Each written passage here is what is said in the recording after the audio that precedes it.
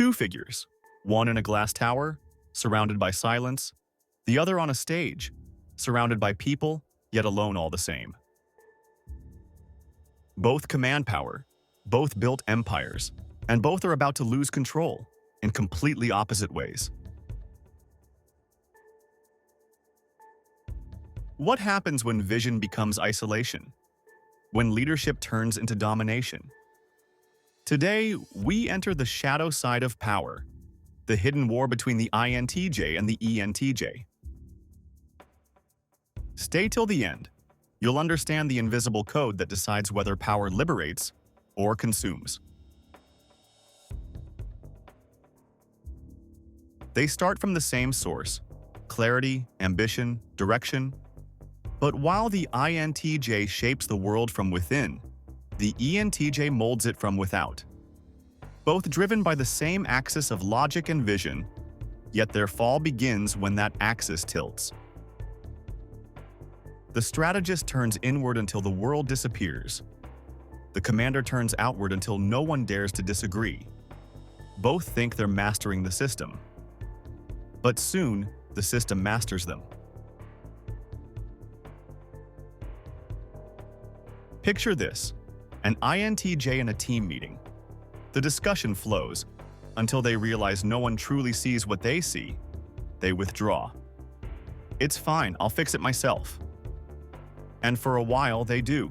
The results are flawless, but the room grows colder every week. Their silence becomes misread as arrogance. Their independence turns into exile. Now switch scenes. An ENTJ leading that same team. The plan is sharp, the pace relentless. Deadlines accelerate, voices shrink. Efficiency replaces empathy. The system obeys until it breaks.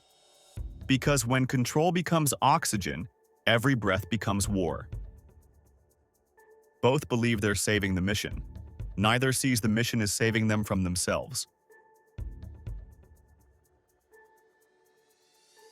The INTJ watches from behind the glass, mind weaving patterns within patterns, possibilities folding into silence. They crave precision, not applause. But when no one understands the blueprint, they retreat deeper into abstraction. Meanwhile, the ENTJ feels time slipping through their hands. Action is oxygen, stillness feels like death, so they push harder, unaware that control is no longer strategy, it's fear. Both are reacting to the same unseen fracture. When the inner world and the outer world stop listening to each other. Here's the paradox. Both types use power as protection. The INTJ protects vision from interference. The ENTJ protects motion from stagnation. But in that defense lies the shadow. The strategist becomes untouchable. The commander becomes unchallengeable. And the greater their competence, the more invisible their blind spots become.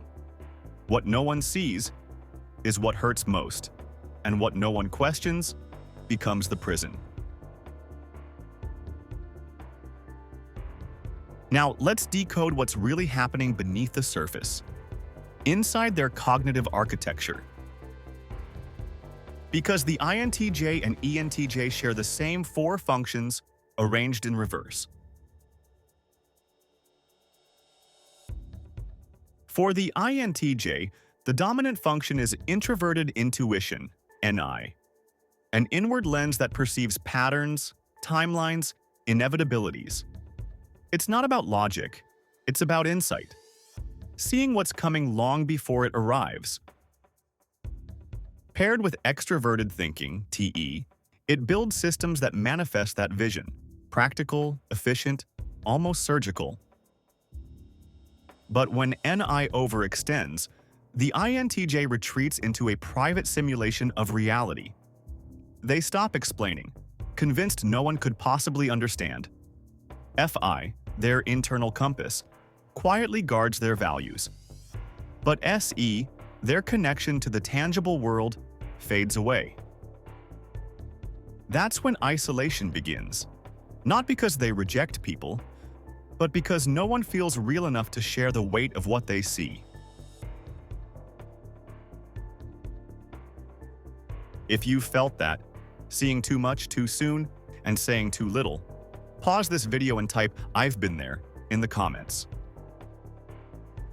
Because that's not failure, it's feedback.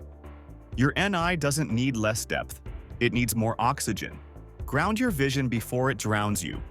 Don't shrink the insight, translate it. Now, the ENTJ. Their dominant extroverted thinking, TE, commands reality. It builds systems, moves people, organizes chaos into order. Behind it, NI offers strategy and foresight, the ability to anticipate. But when TE dominates too heavily, NI becomes servant, not guide. The ENTJ stops foreseeing and starts forcing. SE adds urgency, the need to act now, to prove control. Meanwhile, FI, the buried sense of meaning, whispers from the shadows, "You're losing the why." That's when domination begins, when leadership forgets purpose and control becomes its own justification. The INTJ's shadow is solitude mistaken for superiority. The ENTJ's shadow is authority mistaken for certainty. Both chase mastery, one forgets the world, the other forgets themselves. Two halves of the same empire, collapsing for opposite reasons.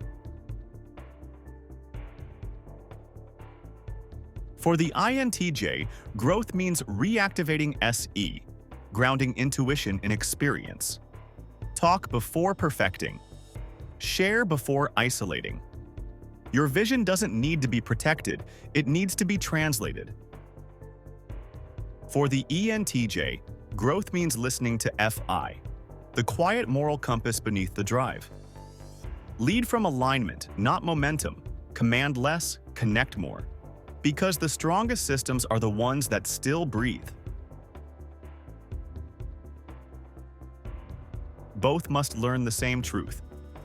Power that disconnects, dissolves. Real mastery isn't control or withdrawal. It's integration. NI and TE are tools of creation. But without FI and SE, they become weapons without aim. So, what happens when the strategist retreats too far into their mind, or when the commander begins controlling more than leading? In the next episode, INTJ versus ENTJ. Legacy or impact? What are you really building? Thanks for watching. See you on the next video.